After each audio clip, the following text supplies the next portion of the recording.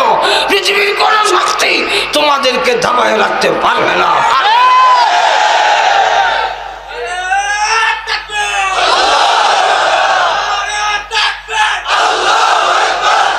তো রাসূল করিম সাল্লাল্লাহু আলাইহি ওয়াসাল্লাম চলে গেলেন মদিনায়, সাহাবীরা চলে গেলেন, কিছু লোক আটকে গেল। এখন এরা মদিনায় গিয়ে চিঠি লিখছে, এই মক্কার মুসলমানেরা, আমরা বাড়ি ঘর বউ বাচ্চা ছাড়তে পারলাম, তোমরা ছাড়বে না? ইমান পুরা হবে না না আসলে? তারা যদি ইমানই পুরা না হতে থাকে চলো যাই, খালি বাইরে বলি মক্কার কাফেররা কই যাস, মদিনা ঠ্যাং মে গেলাম, যা ভাই পাল্লা, আমরা দুর্বল, কি করুম? পরে আয়াত নাযিল হইছে, আহাসিবান নাস আন ইউতরাকু আন ইয়াকুলু আমান্না হুম লা ইফতানুন। এমনি এই আয়াত নাযিল করে দুর্বল যারা অর্থনীতি ইমানে দুর্বল না, অর্থনৈতিক বা গোষ্ঠীর দিক থেকে বিভিন্ন দুর্বল দিতে পারতেছে না, এরা এবার সিদ্ধান্ত নিছে হয়তো মদিনা না হয় জান্নাত। হয়তো জোরে কম, হয়তো মদিনা নাই রে মরতাম, আর না হয় মদিনা যাইতাম। এমন সিদ্ধান্ত যদি কোন লোক নেয় তাহলে আটকাইতে পারে না, দুর্বল হইল সবল। এখান থেকে যদি 3টা লোক মরণ করে চালায় আর কয় মাছ কান দিয়ে আমরা যাইতাম, সুই কয়েকটা লইয়া মরতাম, যাইবা, আমরা কেউ লয়া থাকবে না, জুতো হারে দেবেন। উদাহরণ দিচ্ছেন, একটা কুকুর দেখবেন বিড়ালের উপরে হামলা করে, তো বিড়াল দুর্বল, কুকুর অনেক সবল, তো বিড়াল কুকুরের সামনে বইয়া দেখবেন মাও মা, ওর অর্থ হইল আমার আর ভয় নাই, শুরু হইয়া ডাইনে গেল হয় ধর, বামে গেল ধর, ফিসে গেল ধর, মরতেই হবে, 2টার একটা গ্রহণ করতে হবে, হয়তো বেঁচে থাকতে হবে আর না হয় মরে যাবা। মরণ যে কবুল করিয়া বিলাই যখন কুত্তার সবলের মুখে ফেরে সর মারে, মরে যায় আত্মঘাতী আমলা। এমনি কুকুর বুঝতে উঠতে পারে না, সরটা করতে গাই বিলাই সর মার কল্পনা করছে, তখন কুত্তায় মুখ সরাই এলায় সর করতে গেছে, বিলাই তখন ওই দিকে জায়গা, আবার মুখ যখন ফিরেছে তা আরেকটা দেয়, বিলাই ডাইনে বামে যে কোনো একদিকে যেতে পারে। তখন দেখবেন দুর্বল বিলাই কুকুরের মতো সবলের গেল থর দিয়া থাপ্পড় মাইরা ডাইনে বামে দৌড় দেয় আর লেজটারে উঁচা করে দেয়। বোঝায়া যায় এই পৃথিবীর মানুষ দুর্বল হওয়ার পরেও মৃত্যুকে গ্রহণ করার কারণে আমি বিলাই বিজয়ী পতাকা উড়াইয়া যাই। তোমরাও ইমান নিয়ে থাকবো, আর মরলে ইমান নিয়ে মরবো, পৃথিবীর কোন শক্তি তোমাদেরকে দাবায় রাখতে পারবে না।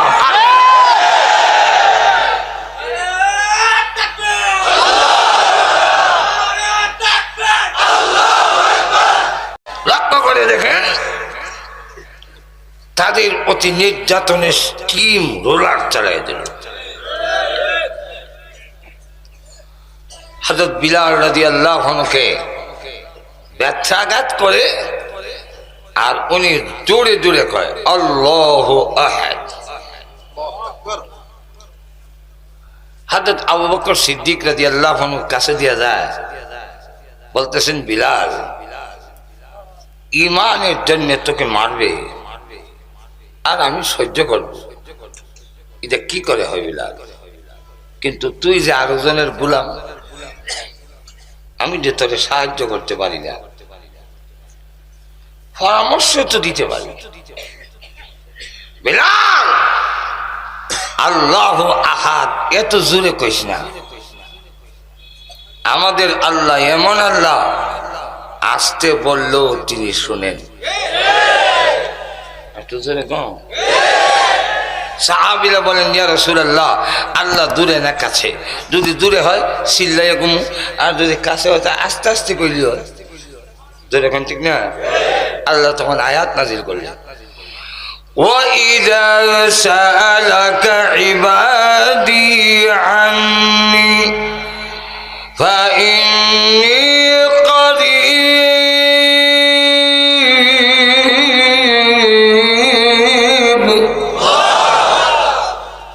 রাসূল আপনাকে প্রশ্ন করেছে আমি দূরে না কাছে, বলে দিন আমি খুব কাছে। এখন সাহাবায়ে কেরাম বলেন, হুজুর কাছের তো একটা ব্যাখ্যা থাকতে হবে, উনিও কাছে উনিও কাছে আপনিও তো কাছে, এখন ঠিক কিনা? আল্লাহ কত লোক কাছে এটা তো বুঝলাম না। তখন আল্লাহ আয়াত নাযিল করলেন, وَنَحْنُ أَقْرَبُ إِلَيْهِ مِنْ حَبْلِ الْوَرِيدِ।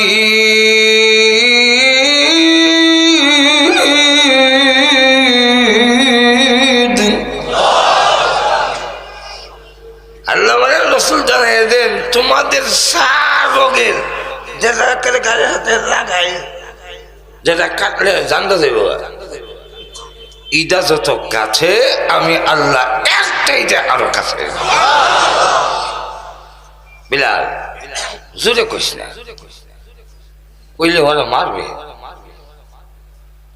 আর তোকে মারবে সহ্য করতে পারে। হযরত বিলাল বলেন ঠিক আছে আর বলবো না। পরের দিন দেখে কালো বিলাল কালো নাই, রক্তের লাল, কিন্তু চাবুকটা বাড়ি দিলেই সব শক্তি দিয়ে হয় আল্লাহু আহাদ। হযরত আবু বকর সিদ্দিক বলেন কালকে না তোরে কইলাম এরা বহুত্ববাদীর বিশ্বাসী, আর তুই কস আল্লাহ এক। সব যদি নৌকা হয় আর একটা যদি ধানের সেরা হয়, ইদারের দইটা যদি ভিটায়, এ যদি মাইর খাই ও কয় ধানের সরা, পিঠা কম দিব না বেশি দিব। যদি সব আবার ধানের সরা হয়, একটা যদি নৌকা হয় আর দইটা যদি কিলায়, আর এ যদি মাইর খাই হয় নৌকা, তো পিঠা কম দিব না বেশি দিব। সব দেখানে বহুত্ববাদের বিশ্বাসী, তুই যদি আল্লাহ এক, মায়ের আরো বেশি দিবি, কম দরকার নাই, ভিতরে ভিতরে কম। হযরত বিলাল বলেন ঠিক আছে বললো না। পরের দিন দেখে হযরত বিলালের ঠ্যাং উটের গলার সাথে রশিদে বাইন্ধা টানা হেঁচড়া করা, চামড়া খসে পড়তেছে। যতক্ষণ হুশ থাকে জোরে জোরে আল্লাহু আহাদ। আবু বকর সিদ্দিক কয় প্রত্যেক দিন কস বলবি না, আবার ঠিকই কস, তুইও ঘাওড়া কম না, গাড় তেরা। কিছু লোক আছে গাড় তেরে, মায়ের কাগজ তো করবি মজুর, এখন ঠিকই না। হযরত বিলাল বলেন আবু বকর কুসা দিছেন, এতদিন আপনি বললে আমি বলবো না কেন? আপনি আমাদের মুরব্বী, সভ্য ছেলের নিয়ম, মুরব্বীর একটা কথা বললে না ভালো ডাইরেক্ট না করতে নেই।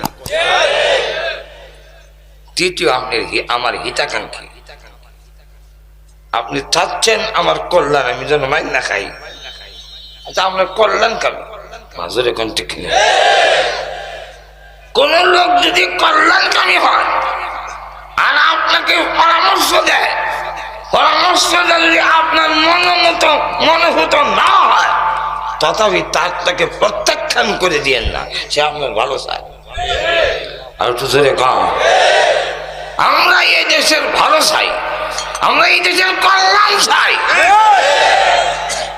আমরা পরামর্শ একবারে উড়ে হারাই দিয়েন না।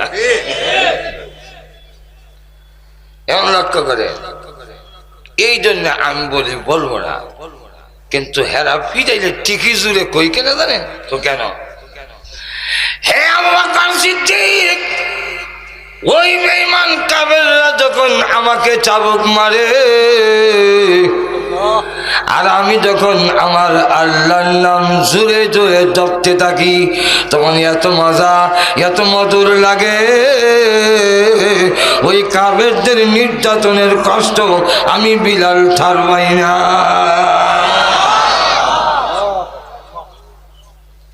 কি পরিমাণ মহব্বত হইলে হযরত আবু বকর শুনে কয়, হ্যাঁ তাই নাকি? হ্যাঁ। তাহলে আমি মনে মনে সিদ্ধান্ত নিলেন, বিলালকে কিনবো আর আমি তাকে আজাদ করে ছাড়ব। উমাইয়ার কাছে গিয়ে করলেন, এই কালো গোলামরা মারতে মারতে তো আদা মরা করে ফেলেছ, এর থেকে বেঁচে দাও। উমাইয়া কয়, গোলাম তো কিনতে আইসো না, জাতি ভাইরে উদ্ধার করতে আইসো। সেও মনে মনে কয়, ইমন দাম ছামু আর গোলাম কিনন লাগতো না। আর আবু বকর সিদ্দিকের ভিতরে ভিতরে নিয়ম, আমি আবু বকরের সমস্ত ধন সম্পদ যদি দিতে হয় দেব, বিলালকে উদ্ধার করে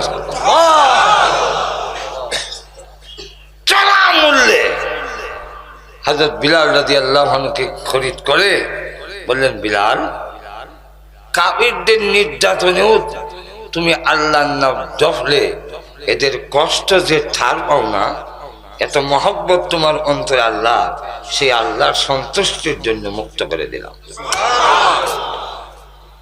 এইভাবে যখন নির্যাতনের স্টিম রোলার চালাই দিল, তখন হযরত খাব্বাব রাদিয়াল্লাহু আনহু, হযরত উমর বলতেছেন, আমার মনে হয় বিলাল ইসলামের জন্য যে কষ্ট করছে এত কষ্ট আর কেউ করেনি।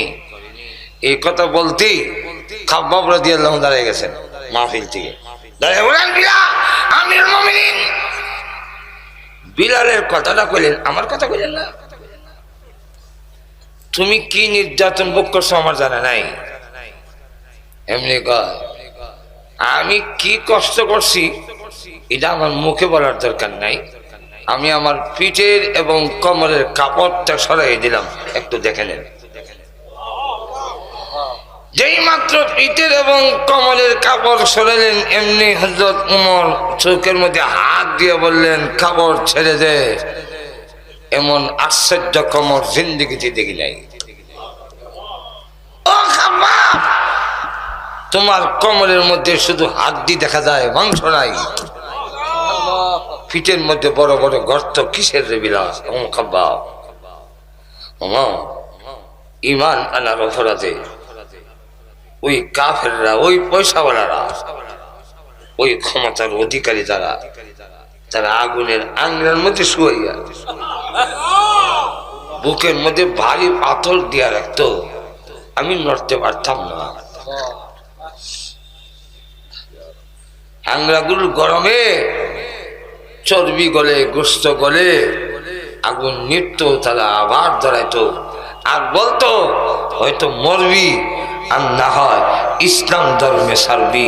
আমি তাদেরকে জানাই দিছি, এইভাবে যদি আমাকে মেরে ফেলো, আল্লাহ যদি পৃথিবীতে আবার পাঠায়, আবারও তোমরা ধরে এইভাবে নির্যাতন করো, আবারও আল্লাহ পাঠায়, এইভাবে 100 বার যদি মানানো হয়, এক মুহূর্তের জন্য ঈমান হারা হবে না।